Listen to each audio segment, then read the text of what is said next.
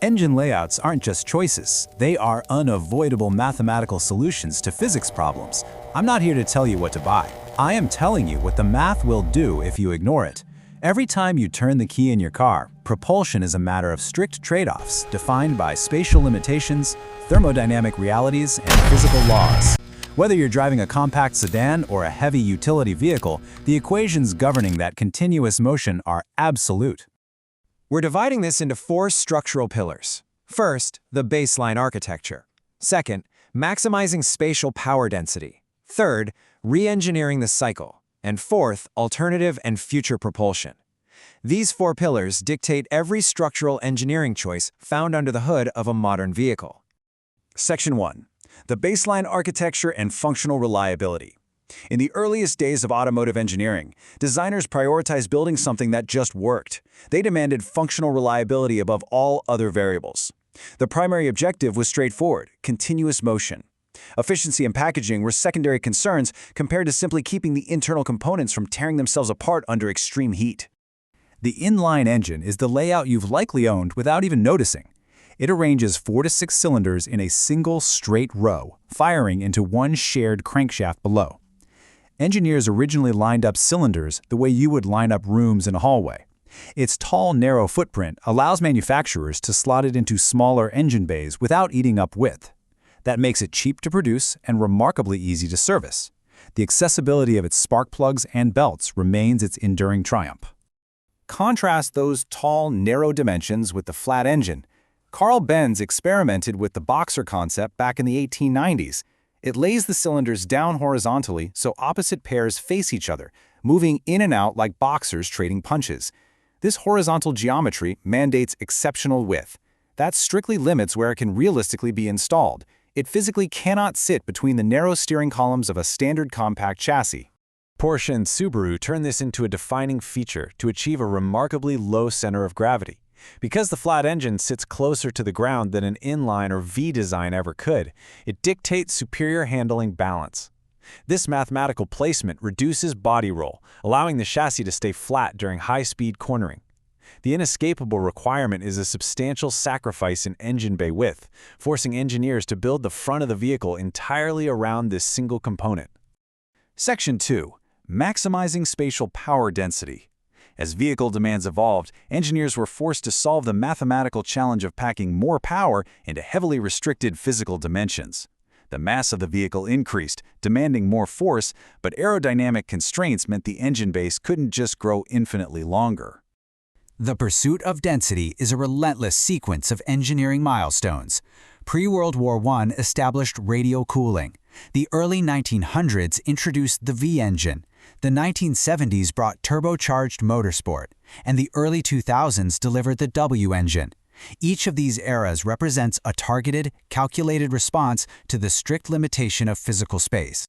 The V configuration splits cylinders into 2 angled banks. This allows a V8 or V12 to produce serious power while staying short enough to fit under a hood, all without stretching the car's wheelbase.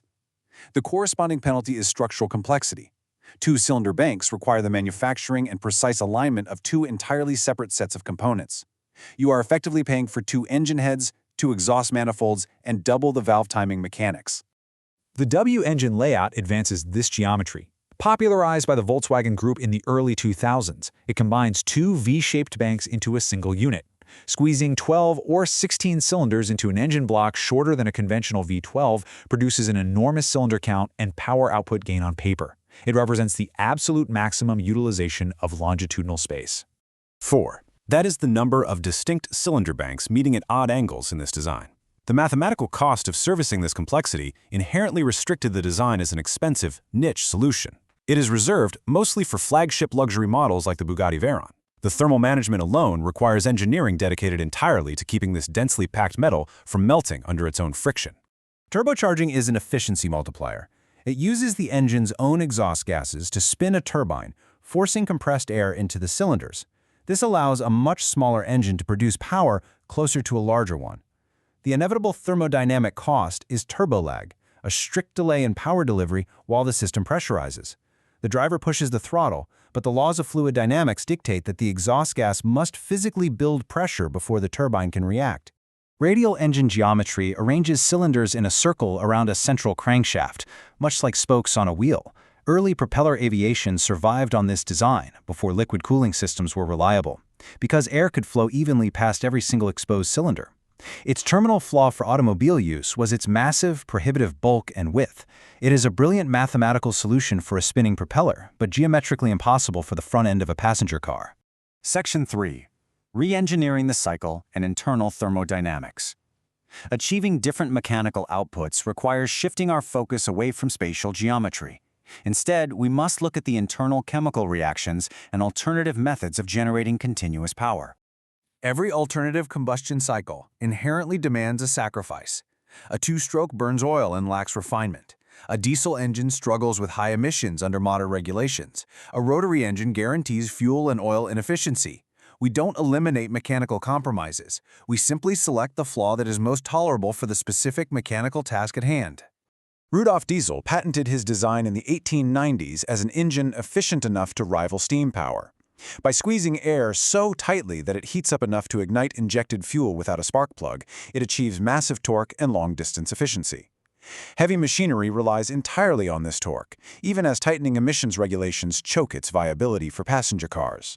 The immense internal pressure requires heavier cast iron blocks, adding a massive weight penalty. 2. A two-stroke engine compresses the standard four-stroke process into just two mechanical movements.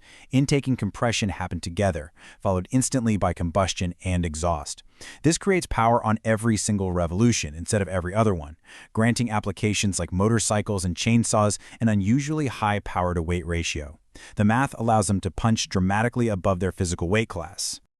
Felix Wankel developed the rotary concept in the 1950s, and Mazda brought it to production in the RX-7 and RX-8. It eliminates reciprocating pistons slamming back and forth. Instead, a triangular rotor spins inside an oval housing, tracing a continuous path. This execution achieves exceptional mechanical smoothness. Because rotational mass continues in one direction, the high-frequency vibration of a standard engine is fundamentally absent. The mathematical cost of the rotary is thermodynamic waste. It inevitably burns more fuel and oil than piston engines of similar output. This unyielding physical reality limited how widely the design was adopted. It restricted it to a cult following among enthusiasts who accepted the maintenance burden. The surface area of the combustion chamber is simply too long and shallow to extract energy efficiently from the fuel. Section 4. Alternative propulsion and future energy transfer. The modernization of energy transfer means stripping away traditional mechanical combustion entirely or adapting it to new elements. As environmental variables are prioritized, the architecture of propulsion must fundamentally mutate. The timeline of modernization is objective. The late 1800s saw the first working electric vehicles. 1997 brought the Toyota Prius hybrid. The 2000s initiated hydrogen combustion experiments. Electric propulsion isn't new. It was merely waiting over a century for battery math to catch up. The limitations were always chemical, never mechanical. The hybrid power plant executes a strict division of labor. At low speeds or during braking, the electric motor handles the work and recovers wasted energy. The combustion engine takes over for sustained highway speeds where it operates most efficiently. This seamless partnership cuts fuel consumption without requiring behavioral changes from the driver. It bridges the gap between mechanical history and chemical futures. The pure physics of an electric motor operate through electromagnetism. There are no pistons, no fuel injection, and no exhaust. It uses electrical current to create a rotating magnetic field. This generates instant torque, delivering its full twisting force immediately, rather than waiting to build up mechanical combustion revolutions. The physical delay of air and fuel mixing is entirely bypassed. Hydrogen combustion adapts conventional piston architecture to burn hydrogen, outputting mainly water vapor instead of carbon emissions. Toyota and BMW have experimented with this to preserve the mechanical sound and character of traditional engines. The hard mathematical wall preventing widespread adoption is the sheer lack of hydrogen refueling infrastructure. You can build the machine, but you cannot bypass the logistical reality of fuel storage and distribution. When mechanical trade-offs are eliminated by magnetism, what new mathematical compromises will we be forced to accept? The equations do not disappear, they merely change variables.